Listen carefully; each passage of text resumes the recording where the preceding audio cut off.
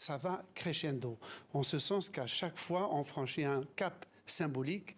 Par exemple, ces dernières images qu'on voit, on voit des soldats israéliens avec leurs casques, leurs gourdins, leurs rangers, à l'intérieur de la mosquée Al-Aqsa, sur les tapis de prière, en train de malmener des fidèles. Cette scène était absolument inconcevable il y a encore quelques années. C'est dire la dégradation de la situation sur le terrain.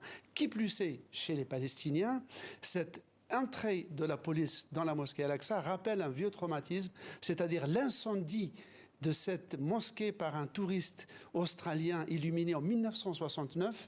Et l'indignation était telle que les pays arabes ont créé le comité El-Quds, le comité Jérusalem en 69, présidé d'ailleurs depuis lors par le roi du Maroc. Donc c'est répétitif, mais à chaque fois, des limites symboliques sont franchies. Que représente cette esplanade des mosquées Slimane politiquement et religieusement?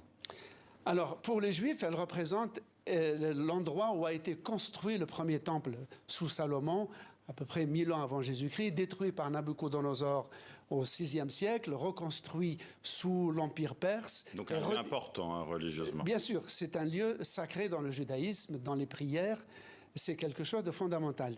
Pour les musulmans, c'est le troisième lieu saint de l'islam qui fut, avant la Mecque, la première direction de la prière. Et selon l'eschatologie musulmane, à la fin des temps, c'est sur cette esplanade que le prophète de l'islam rencontrera Jésus et Moïse pour une prière commune pour réconcilier les croyants. C'est dire, et en même temps, comme tous les lieux saints du monde entier, y compris Notre-Dame, tous les lieux d'aujourd'hui sont construits sur d'anciens lieux païens. Le temple de Salomon était construit sur un temple cananéen. Après le temple de Salomon, il y a eu un temple grec et ensuite un autre temple juif et ensuite un temple musulman. Et à l'époque des croisades, c'était devenu une église. Dernière question, Slimane. Un statu quo existe depuis 1967 sur l'esplanade des mosquées. Est-ce que le gouvernement israélien, qui est une coalition de droite, d'extrême droite et de radicaux religieux, eh bien, avec les images qu'on a vues là, justement, est-ce qu'il serait plutôt favorable à briser ce statu quo, à votre avis?